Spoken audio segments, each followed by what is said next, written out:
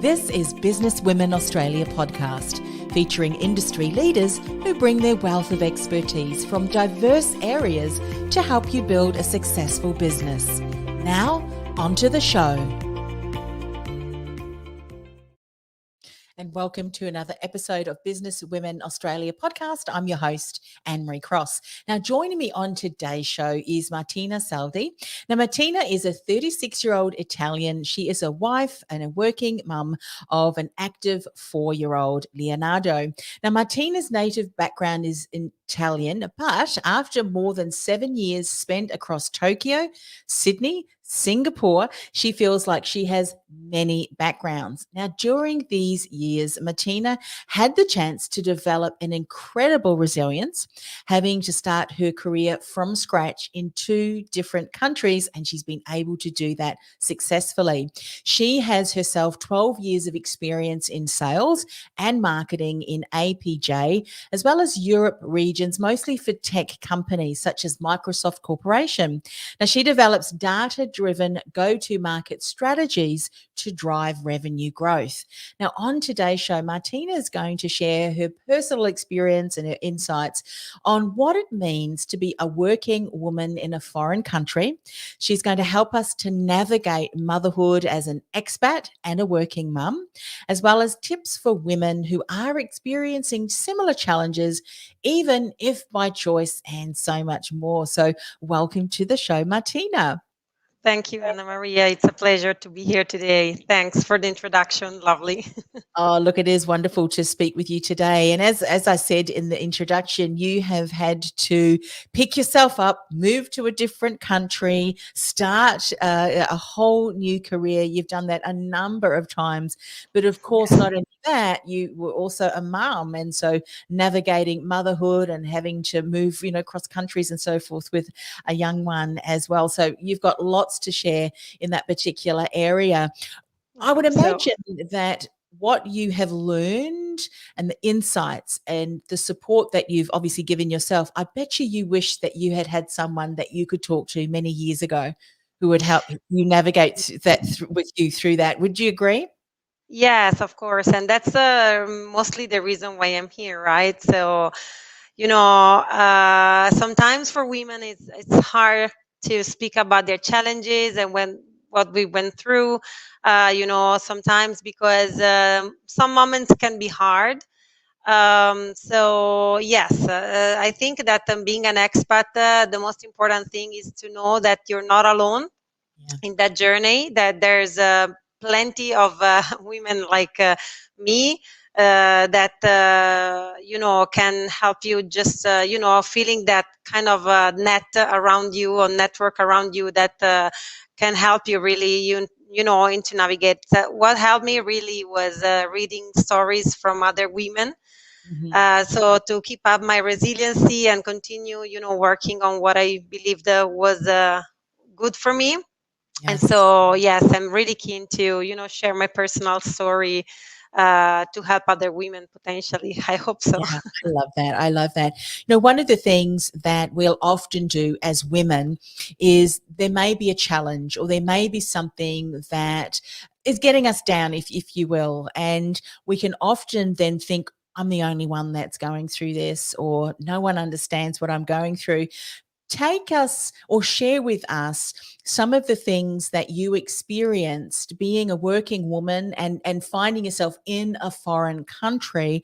What were some of the challenges that you faced? The reason I ask that is because let's open this topic up for conversation. Let's normalize it so that others who may be experiencing it don't feel, well, that must be something that's wrong with me, that I can't, negotiate this or can't navigate through this. When in actual fact, it's something that many women who are in a foreign country and working women are finding themselves experiencing. What were some of those things? Yeah, I think that depending on what age you're going away from your country, so you can be very young, and that of course puts yourself in a very different approach. But when, like me, you decide to take that step later in the years, so I moved when I was 31. And the reason why I left my country was because my husband got a job offer. So I was already working in Italy. I loved my job. But to me, family kind of comes first. And that was always like a desire of mine to, traveling and start, and trying to have experience around the world. Reality is that. When you have your own professional background and you land in a country and basically you know no one and you have no network, it could be challenging. Like sometimes you find yourself in interviews and you don't really understand the country you're in and what is required in a specific country, what they're looking for. So you don't succeed immediately. So, of course, that could be frustrating.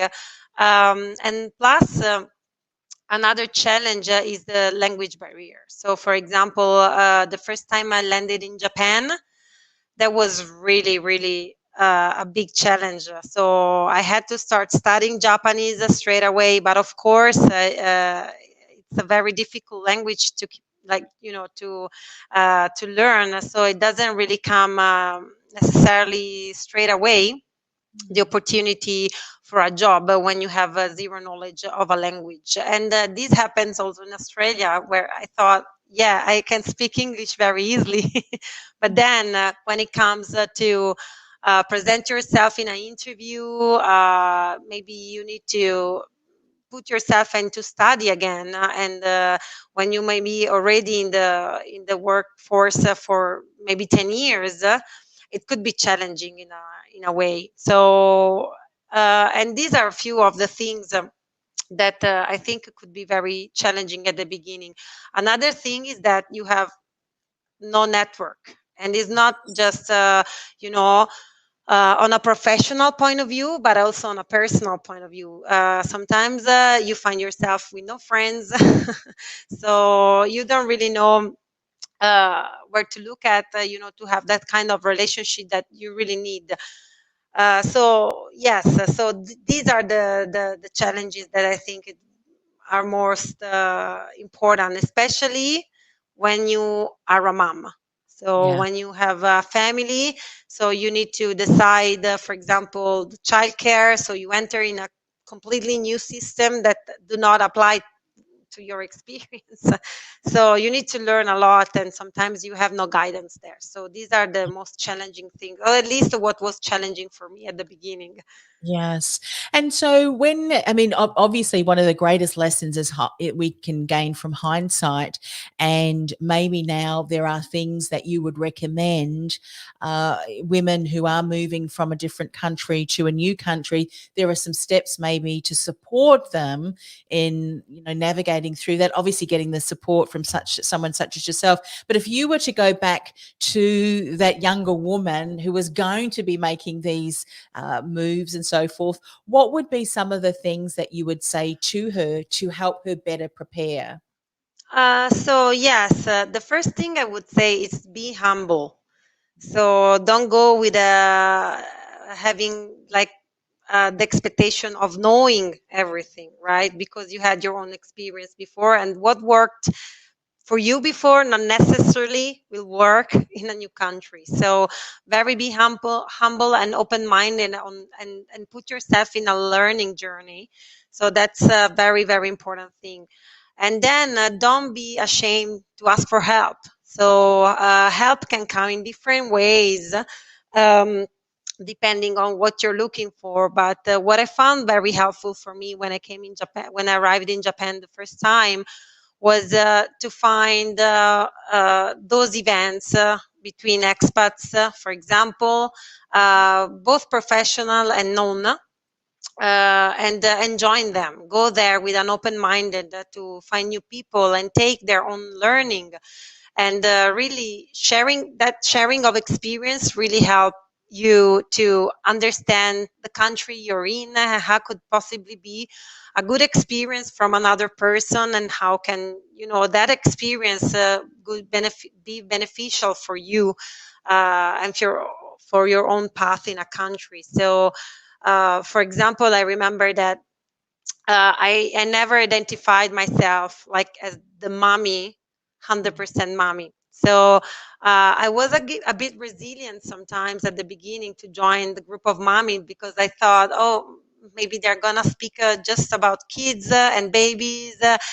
Um, but then I was wrong. I was really wrong. And now that I'm a mommy, I understand that the kind of prejudice that we have sometimes for those people that are not necessarily sharing our specific experience, maybe may lead us in the wrong path. So maybe join those groups, because there is very a lot of valuable people in every group. So in Japan, for example, I was very lucky with my job.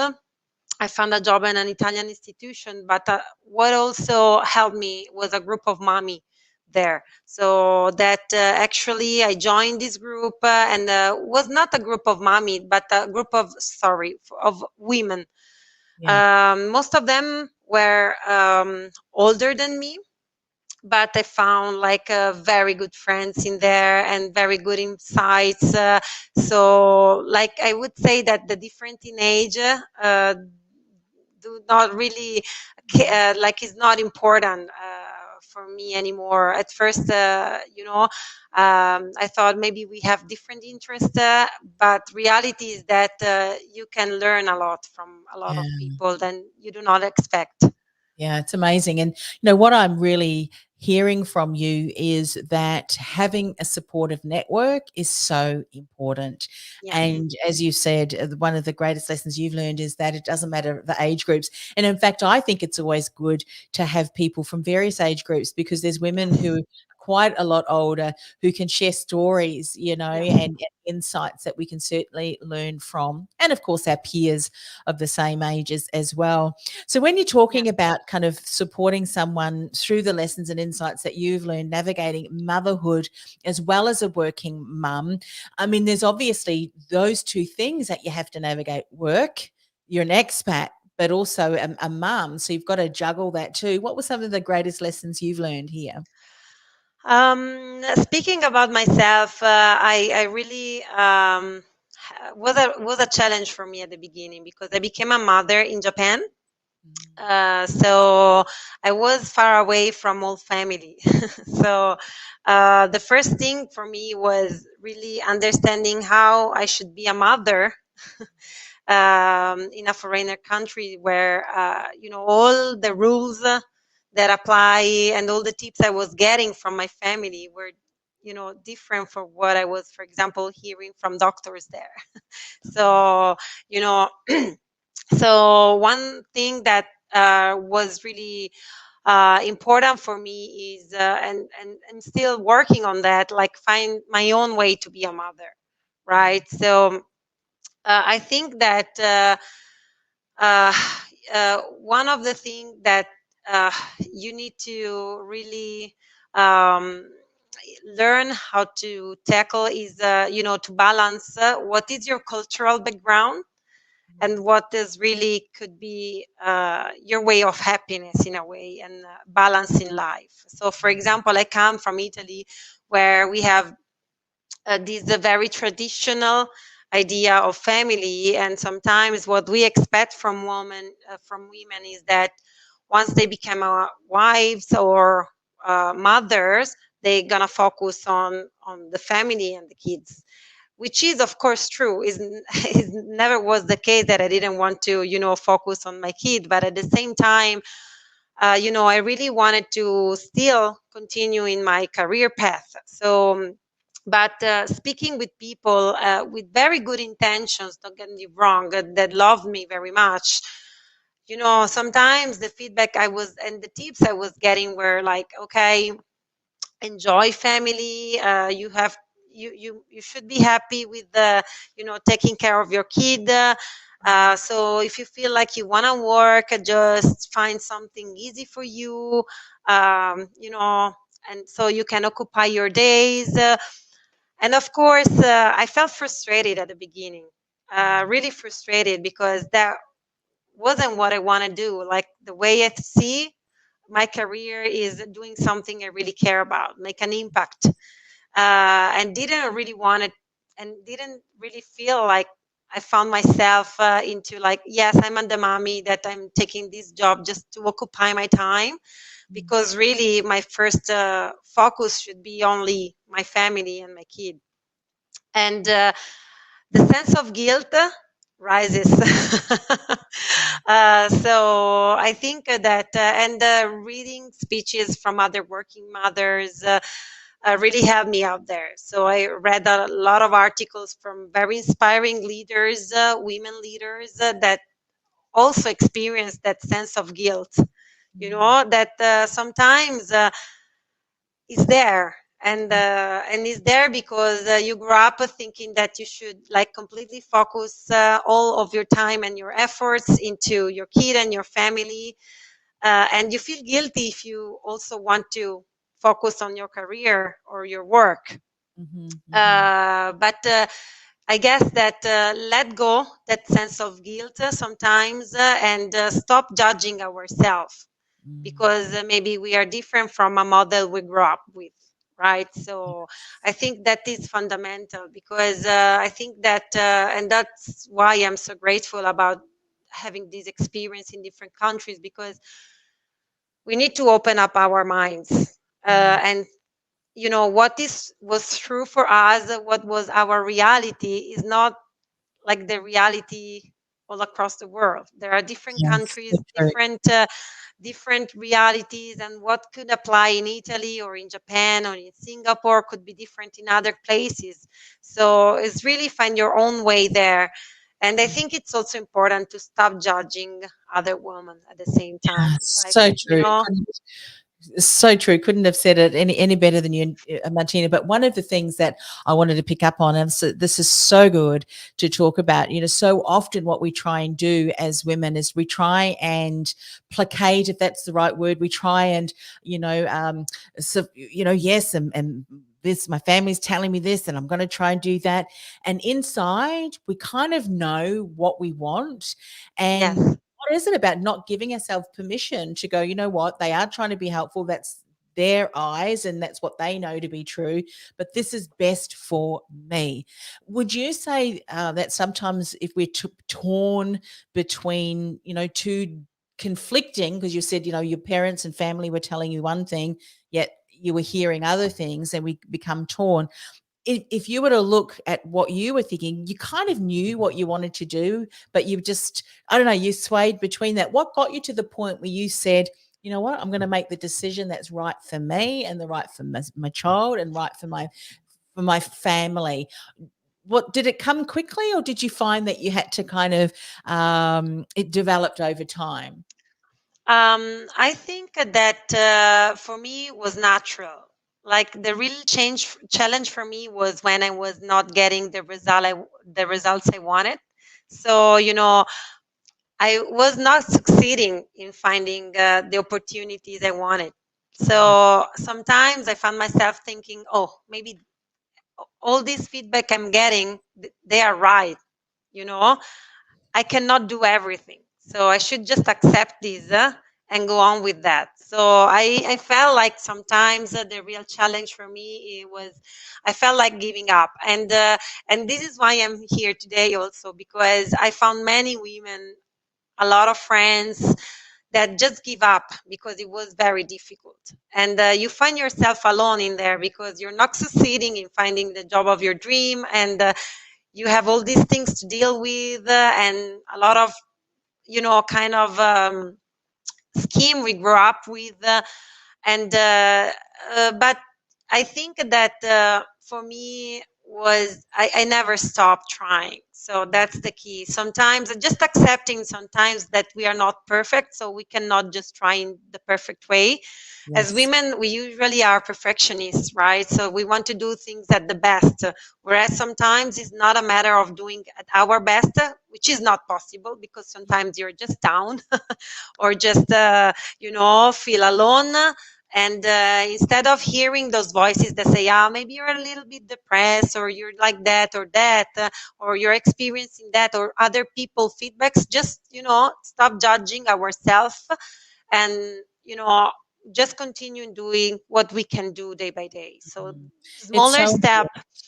Yeah. smaller So steps, and yes, continuing. And I think for me, having the example of my mother as a working mom, that more for necessity, let's say, but and a supportive husband was really key for me. yeah.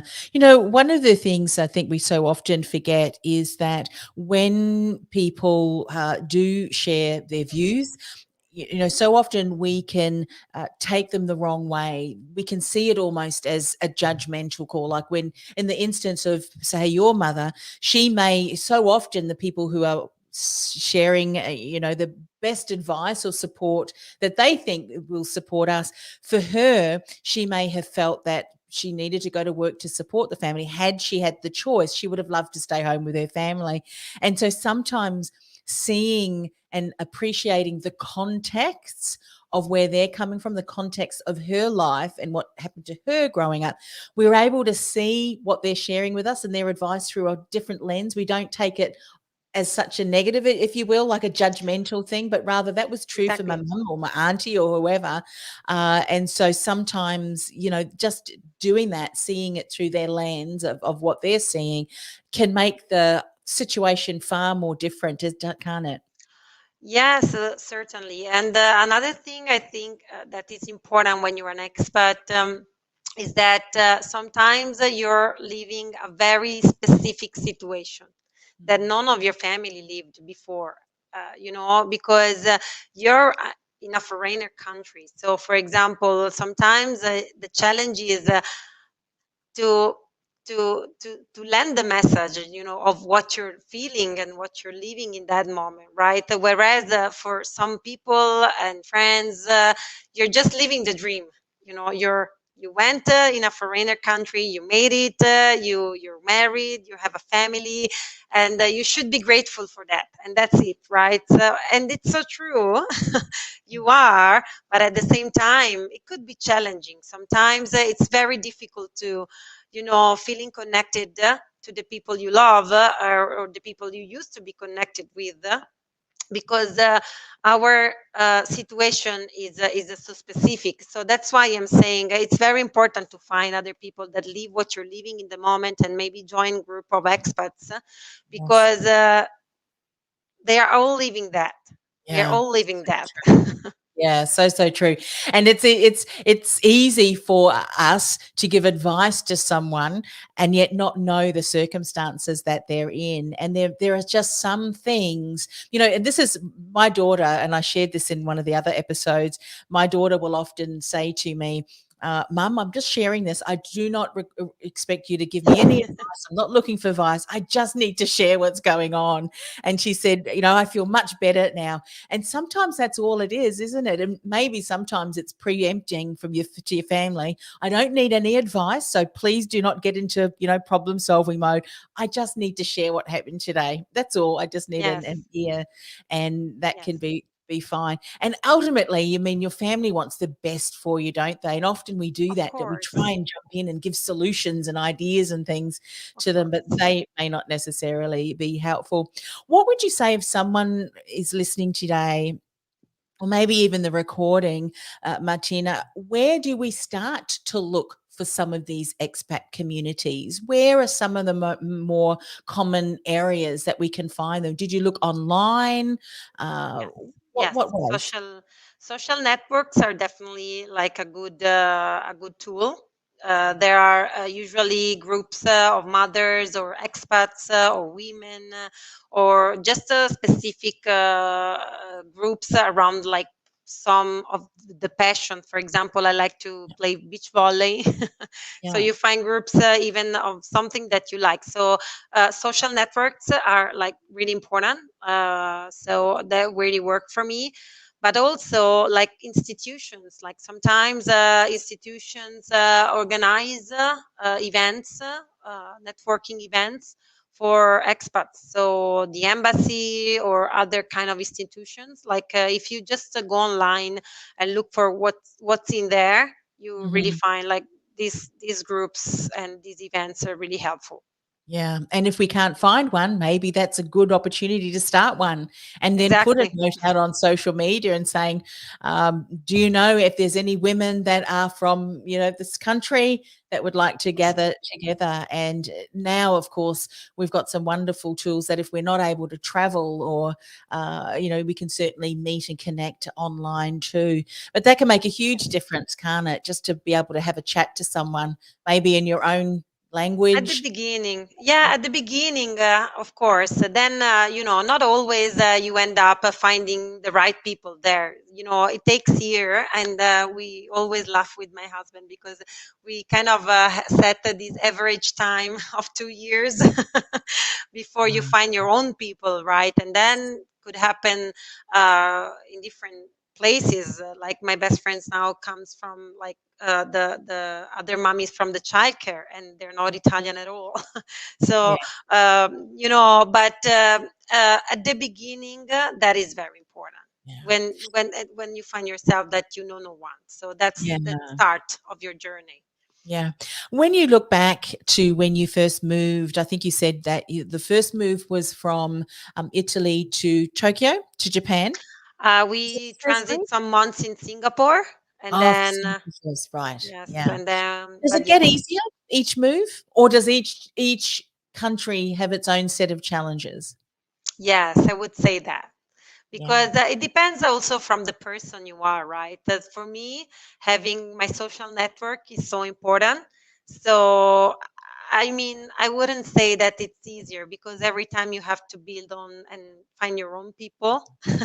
So it Yes. takes time. It takes time every time. So, Yeah. but of course, on a personal way, you become more resilient and you start to understand really that it's not depending on you, it's just reality, so it takes time. So you Yeah. kind of develop that patience and resiliency in not taking like the unsuccess or the the challenges that you facing as a result of yourself, but rather a reality for people that move, Yeah. and that's it, right? So it's sometimes not depends on us, and most of the time is not because on who we are on Yeah. why we are not getting there faster, is just because it's the experience itself. So I think that what I take from my experience is that I really feel sometimes I feel like I'm less explosive than before. I used to be very explosive as a person. Maybe I'm a little bit less of that, but definitely stronger Yeah. inside in Yeah, that sense. beautiful. Yeah, and I think as you mature in age, yeah, you develop, and then there's certain things that you think what the younger me may have responded and reacted that way, but I'm a little bit more mellow now because a lot more experiences that help you navigate through that. So if someone's listening today or watching, I know that they've gain a lot of insights, supportive, helpful. And I think sometimes just hearing someone else share their story and their journey, we realize, oh, thank goodness, I'm not just the only one who's experiencing that. And Yes. there are ways and supportive networks that can help. What are some ways that people connect with you if they want to reach out, Martina, and say hello? What is the best way for them to do that? LinkedIn, and of course, you can find me easily on there. I Yeah. always look at that. So there's also my contacts in the Businesswoman Australia website. And yes, the last thing I want to say, it's important to always be ourselves. Like if there is something that we need to continue doing, no matter the country we are in, there is one truth: who we are. We may not be perfect, but if we are like stick on who we are, and we may find the right people. So that's very important, because sometimes as women, I found like we try to be what we think that people or companies expect us to be, whereas you just end up in the wrong place. Yeah. it's So uh, it's important to be yourself and stick on who you are, so that gives you the feeling of not wasting your time in doing something that is not worth for you. So that's Yeah, important. wise words to finish this interview. Well, thanks once again for sharing your insights Thank and you. your journey. And we're so fortunate to have you now here in our Thank country you. and being able to share that. So, if you'd like Thank you. to connect with Martina, businesswomenaustralia.com.au is the website that you can go to find out if you're not yet a member and you're thinking, who is and what is Business Women Australia? Please go and check out that website, and then there's an area there where there's membership opportunities. So please go ahead and check that out. Once again, thank you so much, Martina, for coming on the show. Thanks for having me. Bye.